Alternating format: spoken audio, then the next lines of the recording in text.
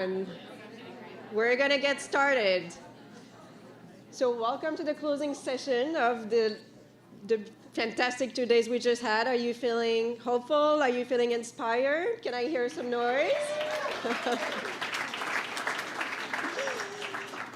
So we have an amazing range of panelists tonight to close this session. So I'm gonna invite them on stage.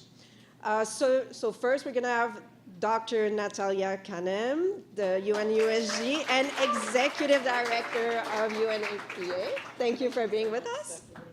We also have Ambassador Olivier Mess, the Ambassador of Luxembourg to the United Nations. Thank you for being with us. Ambassador Stan Smith, Permanent Representative of the Bahamas to the United Nations. Thank you for being with us.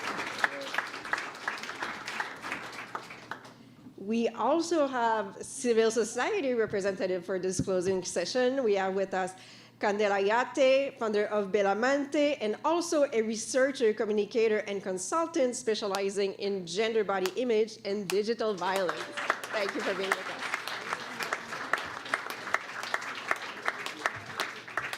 And last but not least, we also have with us Luisa Franco Machado, digital rights activist and young leaders for the SDG. Thank you for being with us.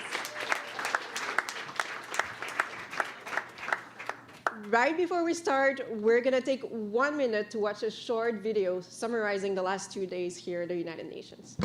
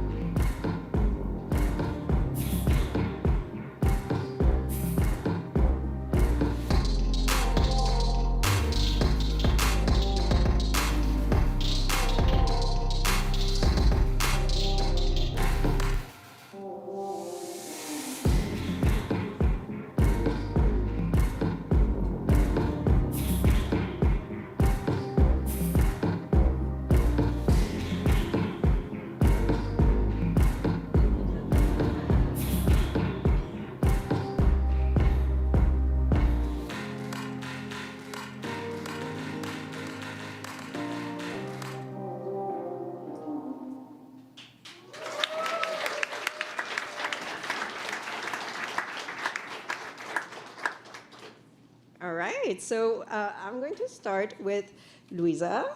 So Luisa, you came all the way from Brazil to be here with us today. I'm sure it's been a very intense 48 hours for you. So can you tell us a little bit, how were the last 2 days for you? And are you leaving concerned or are you leaving inspired?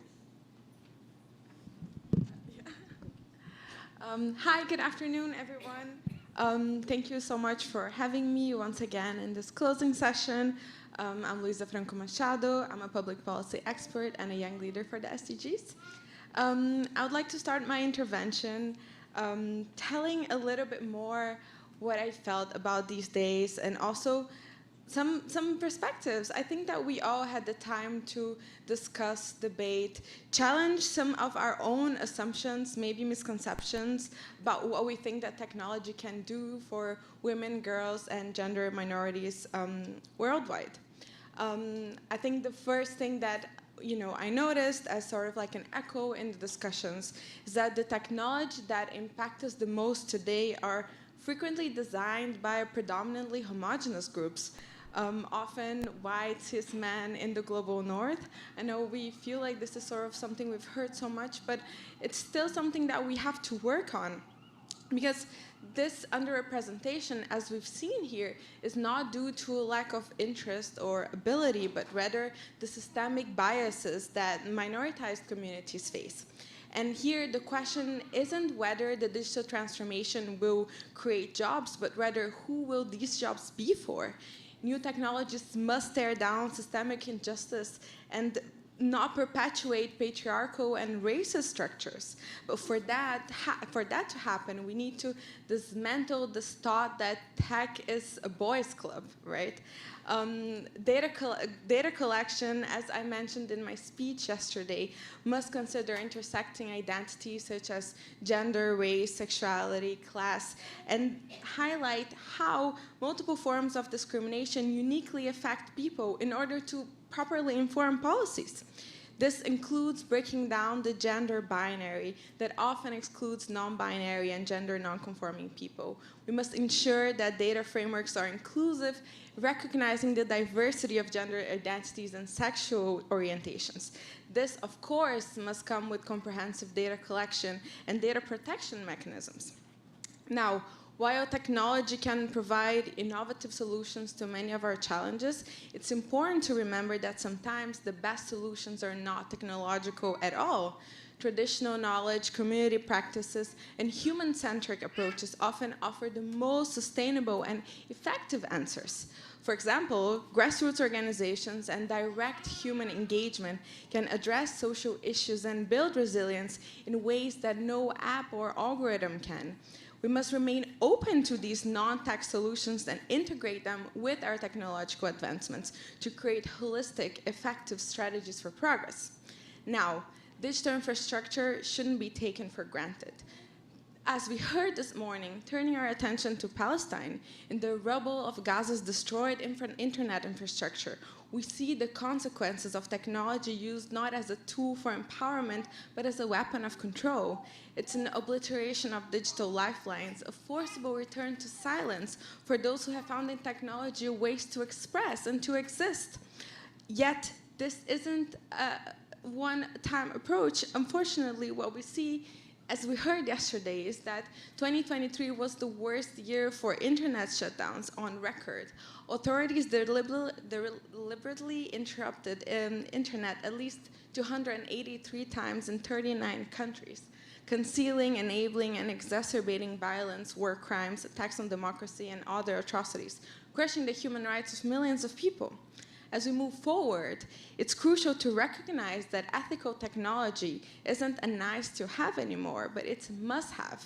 We need transparency, accountability, and a commitment to inclusivity at every stage of development and deployment. This means having a diverse range of voices from the outset, not as an afterthought, not as a token gesture, but as integral architects of these systems. Now, young people.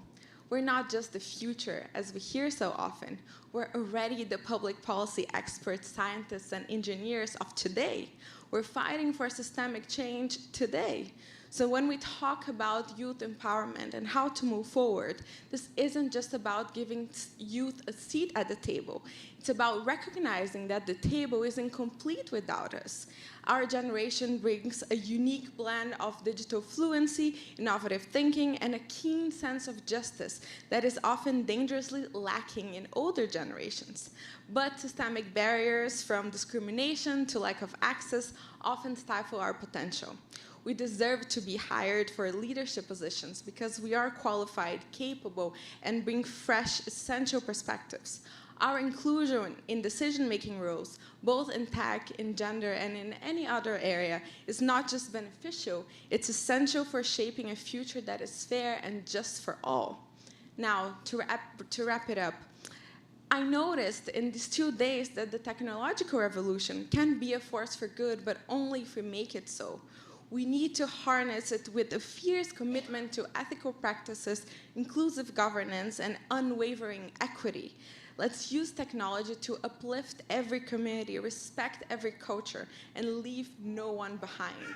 Thank you so much, and congratulations for the great work so far.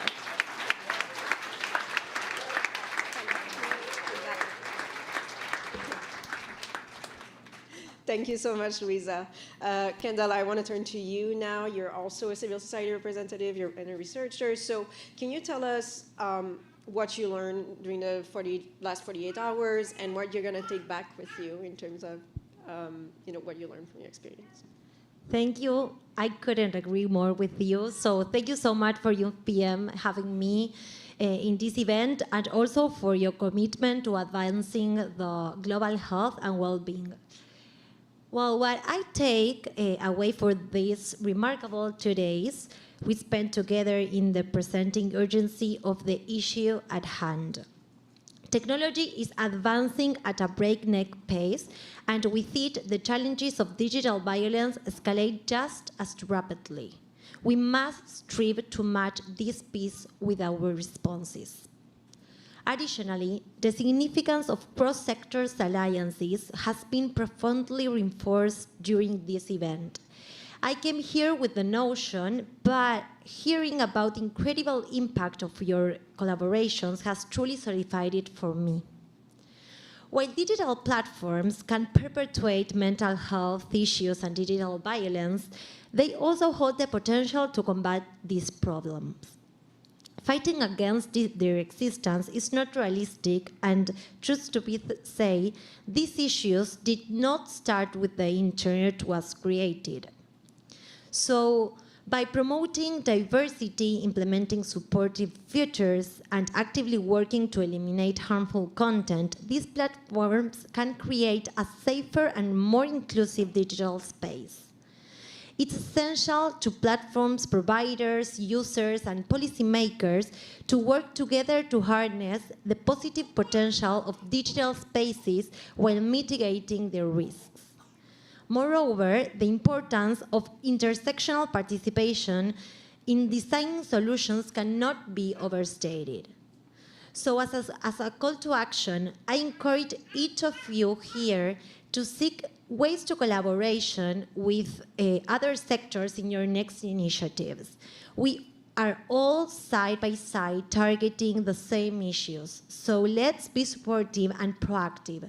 I'm eager to start working with all of you soon, thinking outside the box to find innovative solutions. I think that young people, we need to be part of these new innovative solutions. So thank you so much for having us, because it's meaningful for me. And thank you for all your knowledge. I learned a lot, and I will use all this knowledge to my future initiatives. Thank you so much.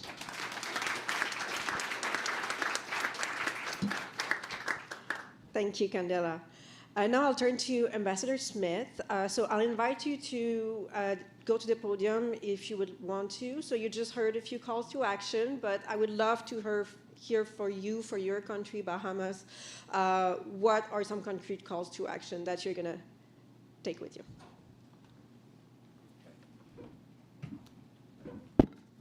Thank you very much for having me here over the 2 days. Immediately, in an exercise like this, with a lot of talent in the room who have to sustain themselves, I wonder, how does that talent sustain itself? So sustainability is an issue. And I become anxious, positively anxious. And the anxiety is this: what happens to the momentum and to the great ideas that have been generated in a space like this? It's a disciplined environment, it's curated, and now you move away. And what happens following that? So there's a question that I need you to ask yourselves about: how do you actually sustain what you do, this very important work? One of my call to actions will be that we have to create a model for partnerships beyond the convening power of the UN, the greatest convening space in our international system. What model do we have outside of the UN, so that when you come here, it is only a relay system to something else? There are two impressions I have. I listened empathetically to reports about violence over digital platforms against people because of sexual orientation and gender. And I thought of the Salem witch trials. And then I checked and realized that the Salem witch trials were very near the end of a process of persecuting people. How long will we go through this experience? Witch trials and hunting for witches went on for almost 5 centuries. And so it led me to this impression, 1492, and whether we in this space are the people on the beach, and whether tech is in the sea coming toward us. There's some dinghies that are already here. They've left the mothership, and some of them are here.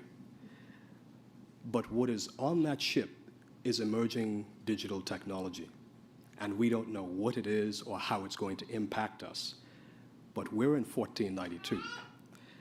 So the overarching strategy for a call to action has to be, first, this question: what has sustained an international rules-based order for the last 78 years? It's been democracy. And one of the excellent panel contributions yesterday referred to framing violations on these platforms as violations against democracy, not against specific infractions, but it harms democracy.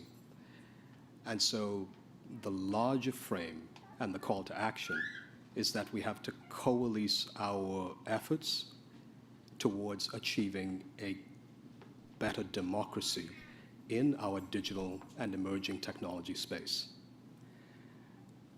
That's the primary call to action. How do we do that? I think the other effort has to be that beyond this space, we actually determine how we coordinate everyone who is here into specific agendas. I referred to COVAX, and COVAX creating for the international community a new kind of multilateral model that we can use. We know what COVAX did. It concentrated on one thing.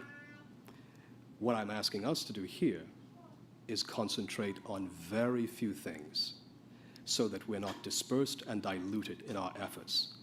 And if we can decide on very few things that we're going to champion, we can concentrate all of our many efforts and resources on those very few things, have an enormous global impact, and with the success, revisit it and find another few very important things that we can champion. At the moment, unfortunately, we have a lot of individual initiatives that do not have the scale that is required to have the impact that is necessary for there to be global value in what we do. There is a normative value. There is a constitutional and a human rights value. But the real human impact that we seek, we miss the threshold for sustainable global impact because we're diluted. And so the call to action has to be alongside creating an effective democratic narrative. It has to be that we coordinate our efforts so that we have real global impact with the skills and the expertise we have. There is more that I would like to share, but I would really prefer to do it in a question and answer exchange as opposed to this monologue that I'm giving you. But I'm really very pleased to be involved. I've given my commitment to UNFP to support them going forward. There are very positive things that we should do, and I would like to see these things done. So thank you very much.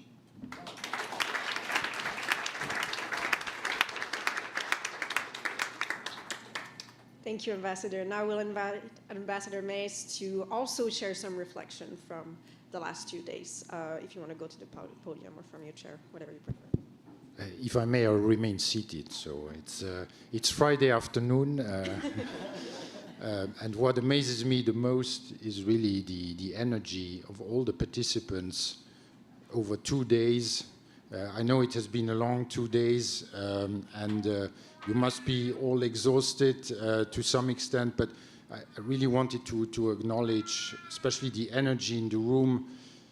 all ages, from very young to from very young to less young people. I belong to the second category.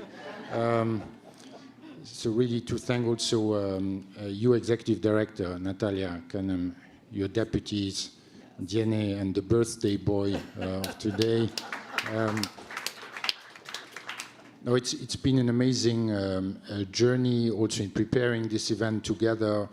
And for me, the most impressive is that we attained the objectives that we set. We wanted to create a platform where we can listen, we can learn from each other, we can share our experiences with each other, we can bring our testimonies, and that was for me the most touching, also hearing personal stories of colleagues, friends that have been subjected to technology-facilitated gender-based violence, but also listen to the positive experience and a lot of the ingenuity in the private sector, entrepreneurs, startups that have developed innovative solutions to support also women's health across the globe, and to support women's empowerment and also the protection of the rights of women and girls in all their diversity across the globe. Personally, I also enjoyed very much the interaction with the robot created by UNFPA. I admired the beautiful digital art, Infinite Women, created by UNFPA, and I hope that one day we can also show it at the UN itself.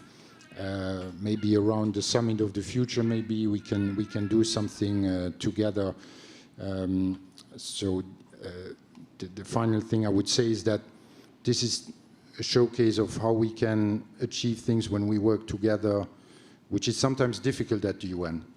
Not only member states, but also, of course, the UN actors, civil society, entrepreneurs and activists like Luisa and Candela, who are with us today on the panel, civil society in all its diversity, and I would also say the media, dear moderator. So the media were also very present, that we need also to be better at communicating, what we do and what we can do for a larger public. So it's a joint endeavor, and we, as Luxembourg, we were very pleased to be part of it with our dear friends from the Bahamas, the Stan, and UNFPA, of course. Thank you. Thank you all.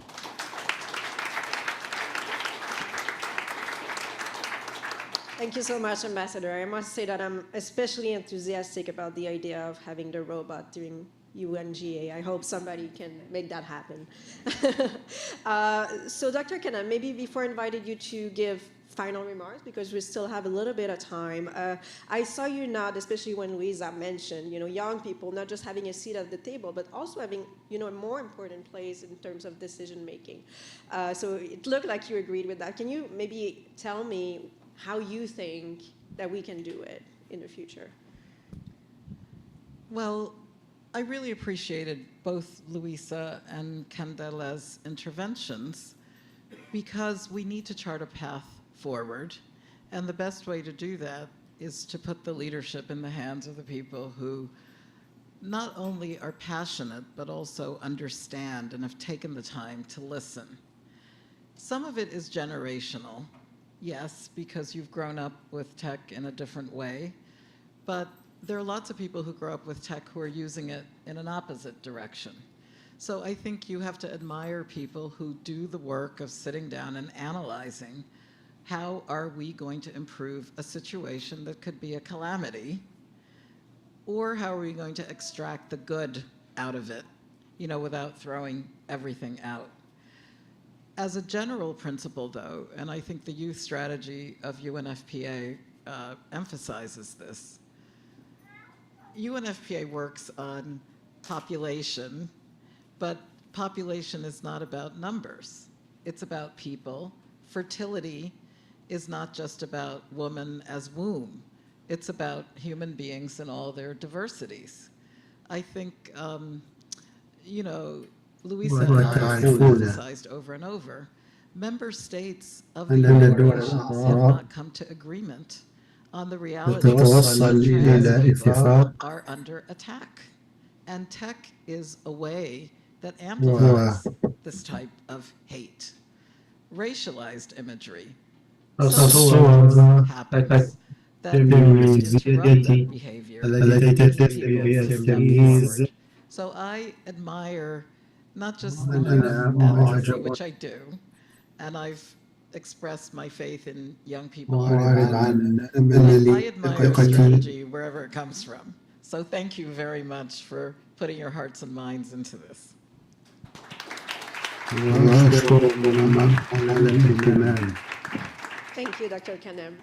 And now, because this is a dialogue, and I know that ambassadors tend to get a lot of questions from civil society, I wanted to give the ambassadors an opportunity to ask questions to civil society representatives. So, Ambassador Mace, I know that you attended some of the panels that we are في here engaged. I was ليس wondering if you had any من questions for التطرق them. إلى الرد على ما ذكر الفريق. Thank you very much. It's very good to be on the other side. I'm sure. So we have to be imaginative, actually. But I forgot before that it was also very instructive to listen to, and unfortunately I couldn't attend all the sessions, but there were very enlightening presentations. Also one called about feminist artificial intelligence. So that's, I think that was yesterday afternoon, a very good presentation there. The question I would have for both of you is, what is, if you had to identify one change that would be crucial, I would say in the next year or so, not long term, but one change that would make really a difference for women and girls, especially in the technology and the digital space, what would that be? One positive change, please. Thank you. Okay, it's a good question. I think that it is important to have measures, laws to regulate digital violence. In Argentina, last year was the first time that digital violence was included as a gender violence. Before it wasn't, and we had plenty of cases of women suffering, and they didn't have tools to protect themselves and also to make justice. So I strongly believe that we need to develop new measures. Nowadays, from teenagers to famous people are having deep fakes, in schools, but at the same time also public. There are a lot of images that are spreading, and the artificial intelligence brings a lot of benefits, such as, for example, we can create images to show diversity, and during the past there were only bodies that were, white, cisgender, but at the same time, I think that there are a lot of social problems emerging with these new technologies, and I think that the laws, I speak from Argentina and different countries of Latin America, but are wasting a lot of time discussing perhaps one concept, but they don't taking action. So I think that we need laws. Yeah.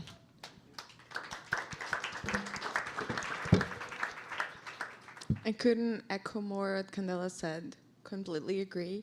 I think here, on the risk of sounding like a broken record, I would say that one change is to expand their idea of gender.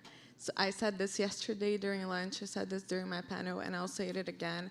I think that here, this is a really, really good opportunity to expand how we see society, and especially how we see gender. considering non-binary, transgender folks in your gender initiatives is one thing that I would ask everyone to do within the next year. If you don't know enough about it, that's completely okay. Ask questions, research into it, hire more people that are knowledgeable on these issues to really build these initiatives and policies and really be inclusive to gender in all its diversity. So that would be sort of my advice.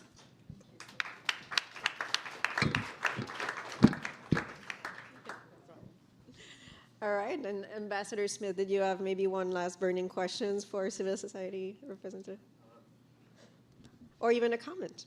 I would ask whether the model for sustaining your work is good for you, and if it isn't, is there a better model that you can propose of sustaining yourself in the work you do? The model for sustaining your work. How do you sustain your work? Is it good for you? And is there a better model that you would propose? I would say when building initiatives, I know that in this current system that might be hard, but centering people over profit. I know it's hard, but I think that it's really important when we talk about building technologies, because what we see today in a lot of platforms that end up reproducing violence is that often this is done in the name of profit, because you get more people hooked on social media because that gives you more profit. So you create technology and algorithms that hooks people, but that ends up creating a whole mental health crisis for young people. So how can we do that in a way that centers human beings, centers people, and especially the needs of the most minoritized people? I know this can be hard in current business models where you need more people to be online, you need more people to use technology, but sometimes technology might not be the answer. And I think this is a valuable lesson that we learned today, is that how grassroots and community initiatives can actually be more effective than technology. So that would be sort of like my wish, to have humans at the center of development and deployment of technologies. And if that generates profit, okay, but sometimes that won't generate profit. And that's when governments should come with laws and with regulations that say, look, your way of producing profit is unethical and that cannot happen. So that would be sort of like my idea of how to move forward.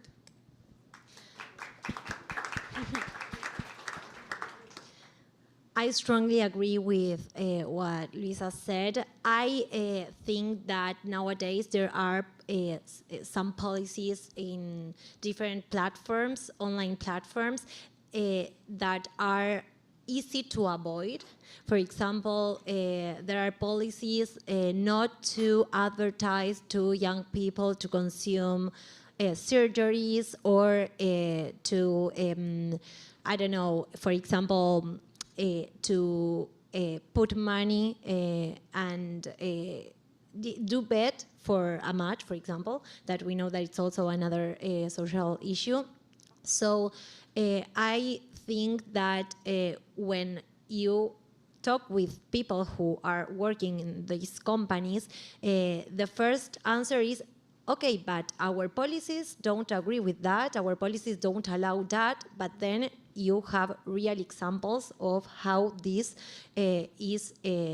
messages are spreading all around the world. So I think that it should be like an intervention, as you said, from the public sector to the private sector to regulate, because beyond the users are people, and the impact of technology. Well, nowadays we have more data, like 5 years ago or 10 years ago, we don't have that we didn't have data or research that can shows the negative impact of technology.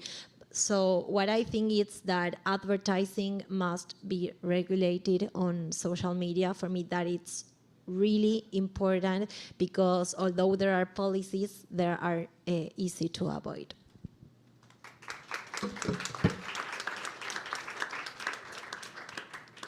Thank you so much.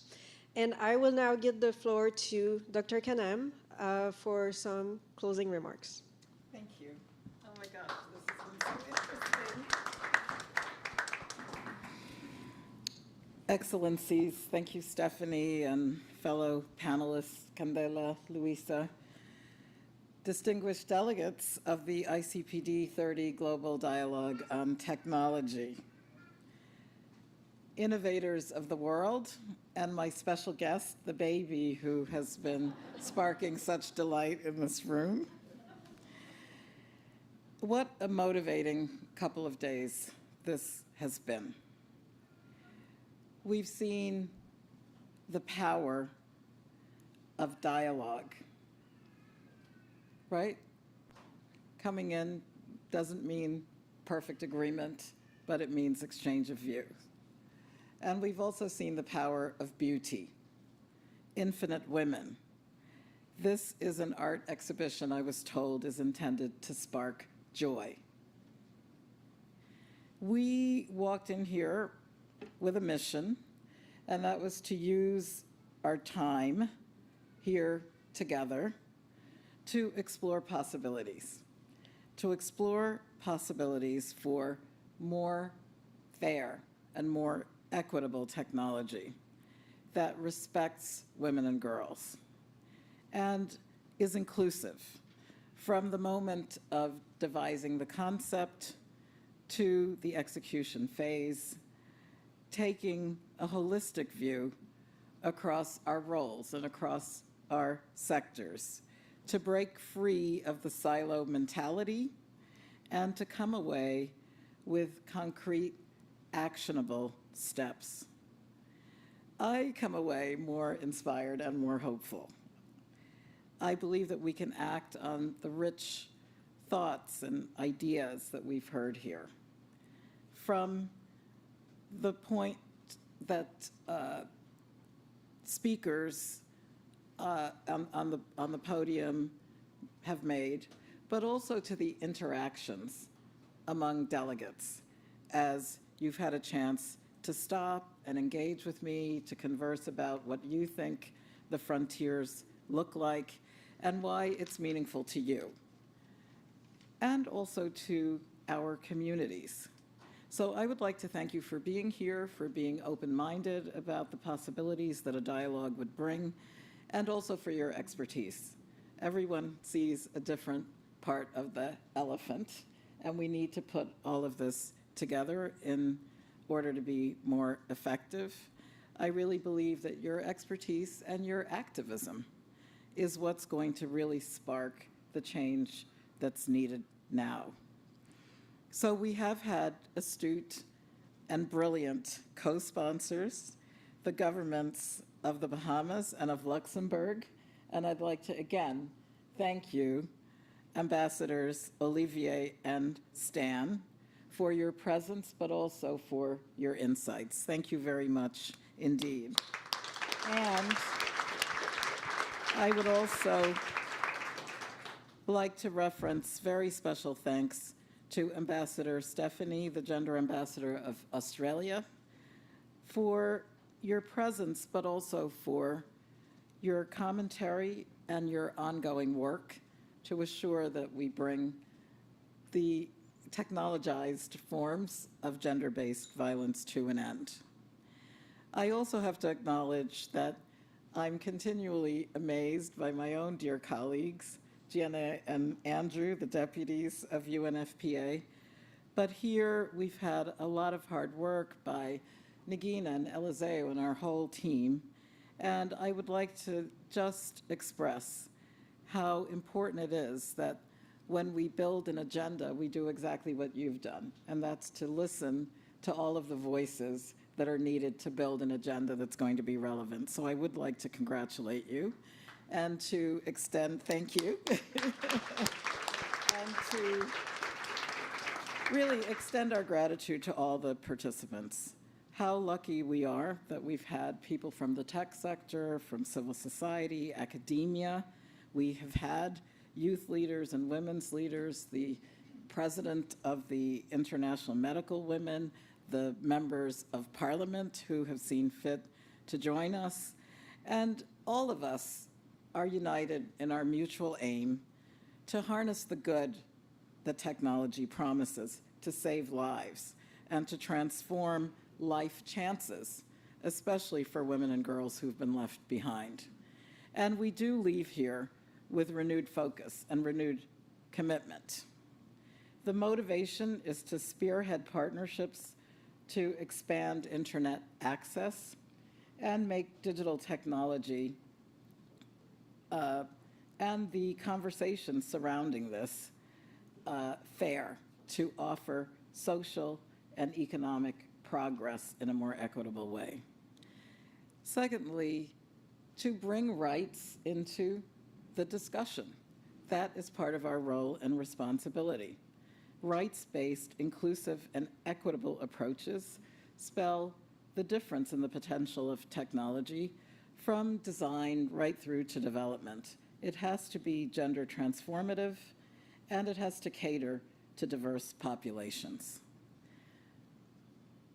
Now again, looking beyond just infrastructure. Infrastructure is important, but we need to do so much more to enhance connectivity in a way that includes, and in fact is led by, underserved communities. And I think it's so important to state up front that we have to fund youth leadership on technology. We have to pay for the tech analysis that we've been talking about here. Resources are important, and it should not be a bootstrap operation on this end and a highly well-financed, often profit-motivated technology on the other. So pay attention to resources. Because let's face it, some of the data that we've heard is kind of alarming. Some of the vignettes that we've been told show that technological progress is growing exponentially, but the benefits are really not equally shared. Technology solutions for women remain woefully underfunded. The research and development in women's health we've discussed are not being sufficiently prioritized, and racialized and stereotypical images are harming people as they run rampant and unchecked. Sexualized violence is highly problematic online, and in fact, it is a new form of human trafficking and child trafficking that has to be confronted and rejected at every step. I believe that we can change course, and this dialogue is precisely timed to feed into discussions that will happen in September at the Summit of the Future. And how will we do this? We've heard already.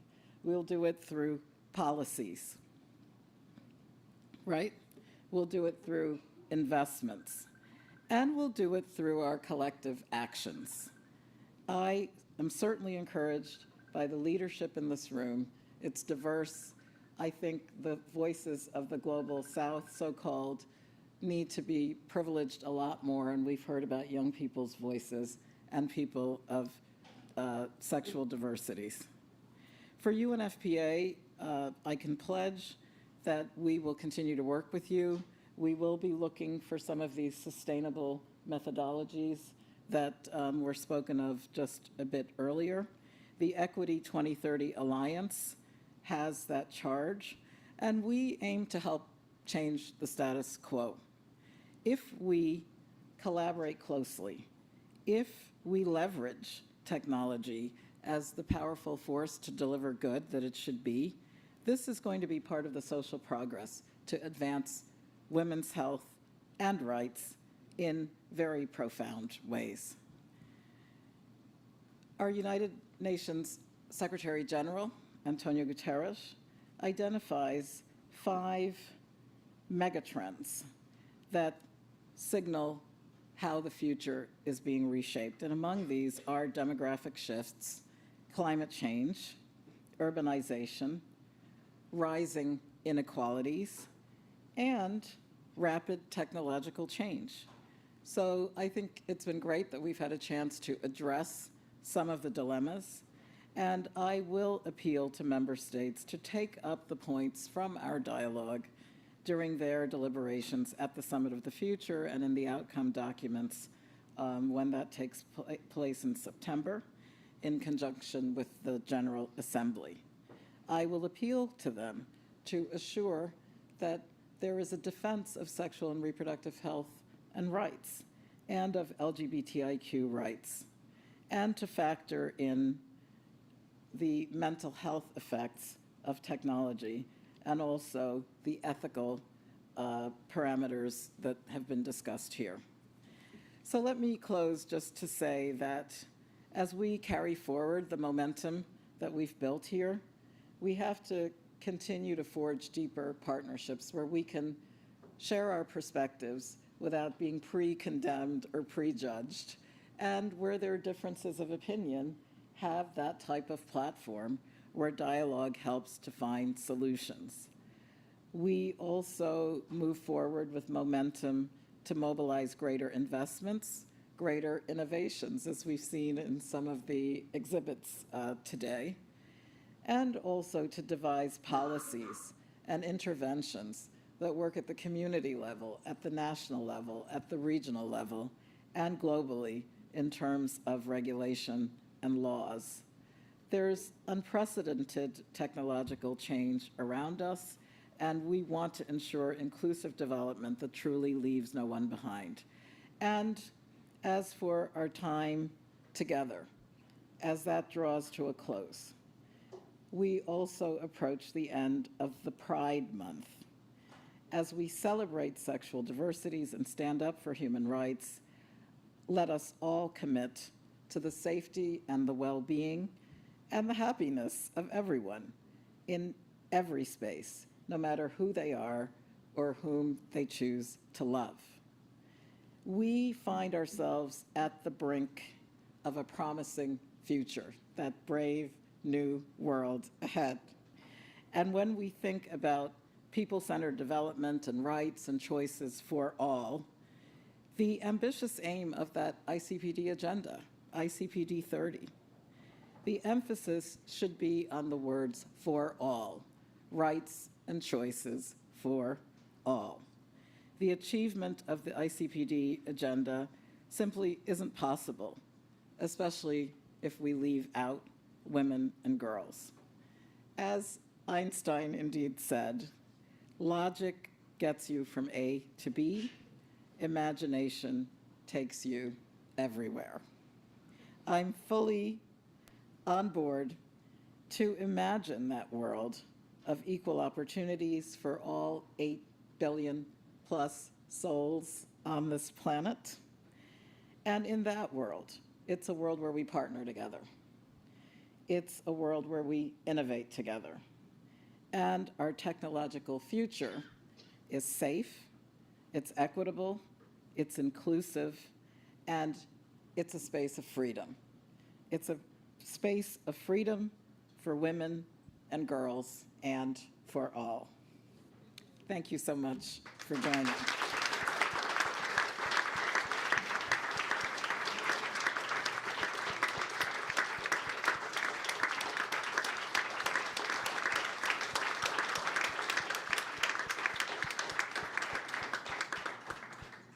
Thank you so much, Dr. Kanem. What a way to end this session, but also this dialogue. So thank you so much, Dr. Kanem. Thank you so much, Ambassador Mess, Ambassador Smith, Candela, and Louisa. And thank you, everyone, also for your participation, because every single contribution matters. Until next time, and have a good weekend.